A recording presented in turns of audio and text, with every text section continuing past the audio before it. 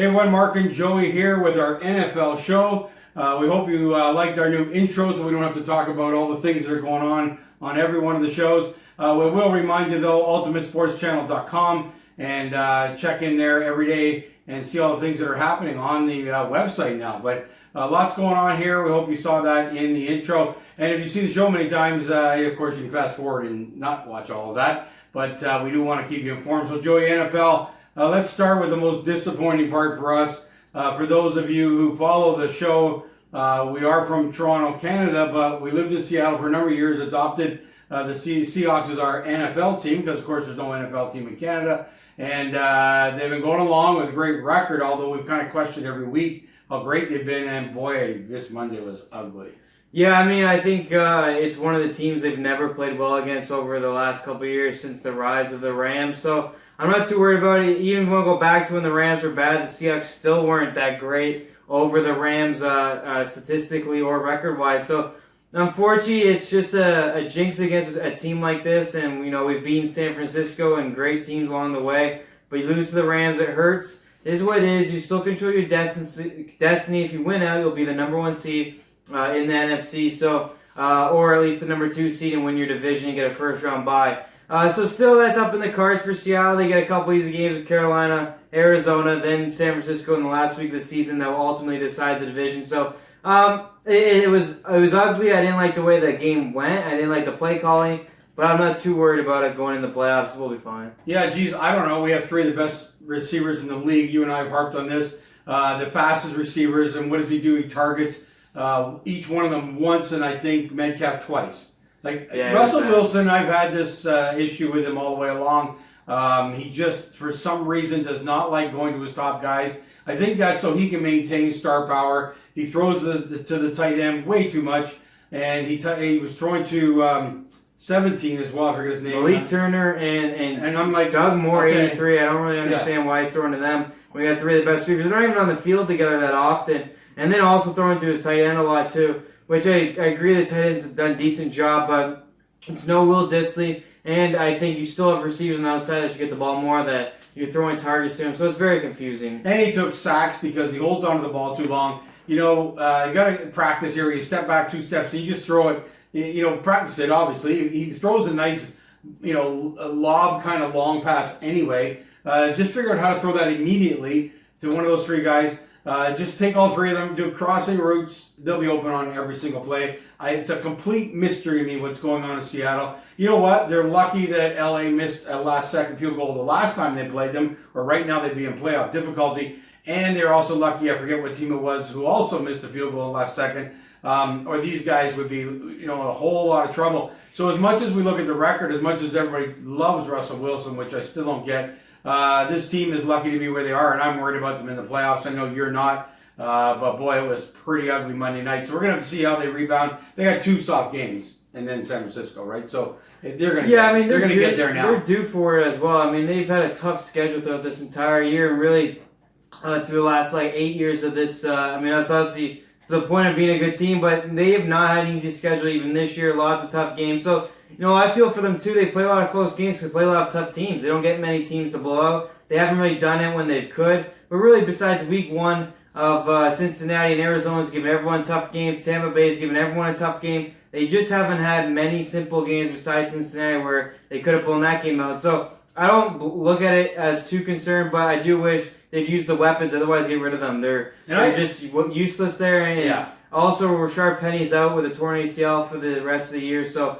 that's a hurt for us as well. It'll be interesting going forward, but I'm not judging anything based on. And Josh Gordon's not even in the game. He got 1 target early in the game. Now he caught the ball, and they never go back to him. This is a failed offensive system. It's going to cost them in the playoffs. They're going to lose in the playoffs early round, just like last year against Dallas.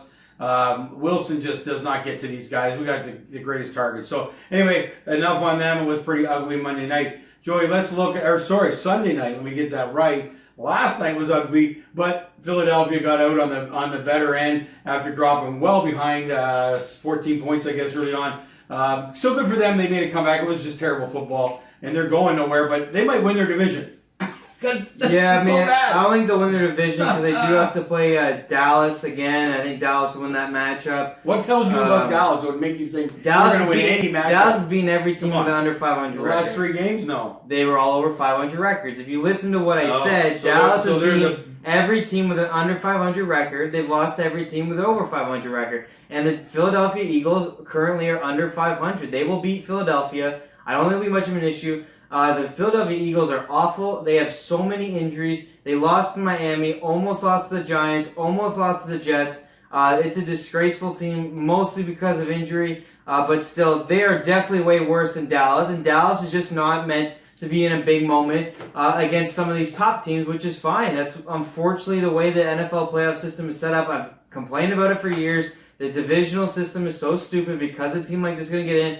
And with Dallas, you never know. They could easily win the first round playoff game against a team like Seattle or Minnesota because unfortunately they do have talent that's just not excelling right now. So, I think it's still going to be Dallas winning the division. They are better than Philly. I think it's just overall a weak division, and I hopefully go out first round in the playoffs. But unfortunately, this also means they get a home game in Dallas, which pisses me off as well. Yeah. But it's the way it's been set up for years, and it'll be interesting to see that first round playoff team. They might be San Francisco, which they'll get romped. Or it might be Seattle, which unfortunately I don't have 100% confidence in Seattle beating Dallas. But definitely if they got San Francisco, if Seattle can somehow beat San Francisco again in Week 17, they'll get romped by San Francisco in the first round of the playoffs. Yeah, without a doubt, San Francisco will kill them. But Philly's anyway, done. it's embarrassing they get in there. They're going to be 8-8 or 7-9 to win a division. It's unfortunate that that's the way it sets up. But hey, it's actually Seattle got a break that way a few years ago, Honestly, years ago. Beast Mode was created because of a 7-9 record. Yeah. That's the one we registered in Earthquake. Was we were 7-9. He had that big run when he threw 3 guys off him. So you never know what might come of it. We actually won our first playoff game against the Saints when we were 7-9. So it is what it is, and I think that's why they keep it around and allows a team like Dallas maybe to squeak in there. But we'll see going forward. I think they're just healthier than Philly, so I don't have any faith in Philadelphia. Yeah, and you mentioned the 49ers. That was a game of all time. The game on the weekend was phenomenal to watch. It's so exciting at the end. 2 great teams up and down the field. Surprisingly, scoring so many points against what has previously been 2 great defenses. So that was interesting. They're able to exploit those 2 teams' defenses, and what a football game, though. Wow. Yeah, it was a great game, and obviously, a ton of points put up, which you can't complain about NFL. And on a field goal, these teams that give up drives to the end of the game are baffling. It's almost a guarantee these days that the team's going to go down and get a field goal. It's weird. But, it was a good win. Unfortunately, the wrong team came on top as far as we're concerned, but it was definitely a legendary game, and Jimmy Garoppolo proved to be pretty good. Yeah, we needed them to lose on the Seattle side. We've now dropped the 5th seed on the playoff side with what's coming up later on here. So that was unfortunate for the Seahawks. But you could not have found a better game. And, man, if these teams can meet, at any point, it will be fantastic, the game we can expect to come out of that. Joey, talking about 2 great offenses, let's switch to what has always been a great offense and, again, struggled this week. And Brady and New England have some work to do over the next 4 weeks to be able to turn it on and win another Super Bowl. Yeah, I don't think the Super Bowl is a possibility this year for them. I kind of felt that way halfway through the year, even when they were really good. He doesn't look good. He has no weapons anymore. Everyone's banged up. His offensive line is horrible. And he's actually even moving pretty well. So, I think he's just going to have to start to trust these guys. He's not trusting them, but it's not helping not to trust them. Throw him the ball anyways, but they're just dropping open passes. Edelman can't get open because he's double teamed. They're not running the ball well. James White's having a good year, but they're trying to use him too much, and it's not working.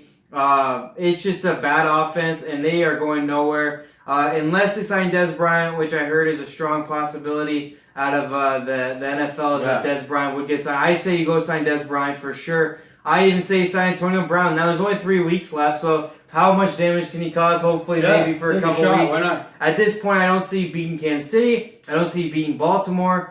So there's 3-4 teams I wouldn't see them beating right now. I wouldn't think they'd beat Tennessee either right now with Ryan Tannehill and that offense, and they got a defense over there too. So I think the Patriots are in deep, deep trouble. So might as well go sign Dez Bryant. Might as well go get Antonio Brown. Running back situation, I don't think it's as big of a deal. But go get those guys and take your chances. I mean, what do you got to lose at this point? Edelman definitely needs some help, and so does Brady. But I just think it's the end of an era. I mean, I heard Brady wants to leave. I think he's going to leave. They got to lose. They've been to 3 of the last 4 Super Bowls. I'm okay with them if they don't get there. Hey, you know what, though? you got to be impressed by Brady as we've always been. But here he is with a team that's not playing well. He only has a minor chance to win the game. And what does he do? He runs 20 yards, over 20 yards for first down. Now there's a guy at his age. He doesn't need to put that much into it. He's got the same explanations that you do about the weapons. But you got to give it to him. When he needed a run, he took off with the ball and got a first down at a critical time. And in fact, other than some referee issues, which we can never take issue when you're New England, because lots of things have gone their way over the years. So you can't be saying, "Oh, poor New England," because they've obviously benefited many times. But it was a mistake by the referee. It might change that whole game around. Couple mistakes. It would have been 4 points, but it's not about 4 points. It's about momentum if they got that touchdown. And they were out of challenges, which is unfortunate. Well, they would have been within 3 if it was a touchdown instead of not a touchdown. They also had a fumble recovery that probably would have been a touchdown that didn't end up being a touchdown either. So yeah, it would have been some great. I don't momentum. feel bad though. No one does, and at the end of the day, you don't know what Mahomes does. Obviously, they got to play a little bit safer, so they didn't put up more points. Yeah. So I never get too caught up in that. Yeah, you can't know what would happen, but I think that touchdown there might have changed the complexion of the game. We'll never know, but that's the way it goes. And like I say, not many people are going to feel too bad for New England with all the breaks that they've had over the years, or at least people feel they've had over the years. Hey, and one other thing, if you listen to our PGA show, Patrick Reed caught cheating this past weekend. Guess what? The Patriots got cheating again. So here we are, worried about one guy in golf cheating one time on one shot. The Patriots have had so many accusations over the years. It's amazing that people still feel okay when they're winning these Super Bowls. But again, another one this weekend. Yeah, I mean, they're caught filming plays. They're not going to get in much trouble for it. Bill Belichick said they had nothing to do with it. I don't know why they'd be filming Bengals. And they're on the sideline. Yeah, it's not like they just watched the game or something later on. Well, that's legal. It's that they were trying to film signals. But anyways, I don't know what to say about it. It's just the Patriots. But it's amazing how they get away with it, make those kinds of things happen. So, and then you got to talk about the Baltimore. It's just amazing what they can do. They had a soft game this week, but still, no one's really threatening them at all. Well, they played Buffalo. Buffalo was a decent threat, only lost by 7. I mean, they're as good as advertised, and it's really just going to come down to a playoff for them and see how he handles the weather and the pressure. But obviously, I think with the veteran coach, which is almost as important as getting young quarterbacks, having a coach to work with them. Yeah. I don't see them falling off here, so we'll see. But Buffalo was a close game. Buffalo's dangerous going to the playoffs, I personally think. I think they're dangerous to beat New England on the last week of the season. So, we'll see what happens with them, but Baltimore is everything you expect. So, again, not much news in those types of teams. Unfortunately, it's actually the biggest news that everything's staying the same. Not much is changing in the NFL. Yeah, I mean, it is certainly pretty much set as we're going into these final weeks here. Couple positions that could switch, but otherwise it's there. But it's amazing to see some of the games, some of these stars and the way they perform every single week and don't lay a bomb. Anyhow, the other one I want to talk about, which seemed ridiculous to me, I don't know about you, we actually haven't talked about it, but Eli playing a game, like what a waste of time this is. This team's going nowhere. He's going nowhere. Why not let him sit out, rest, and then go off and be a free agent somewhere? I saw no reason to have him in that game. Well, they had no quarterback. So they didn't. He was injured. He was injured. They didn't have third string or anything. Like anything but no, Eli. not really around. Not really signed to a payroll. So okay. I didn't realize they only had the 2 quarterbacks. I thought they had another young guy they could have given a chance to, because he looked terrible again. He got a couple early scores, but that was it. I apologize there. I didn't realize they didn't have a third stringer. They have a practice squad guy, but they don't want to throw him in either. He's not worked with the receivers of the team. Hasn't been hit all season long, so don't want to hurt him either. I think Eli was happy to play. It was a divisional game, a Monday night game.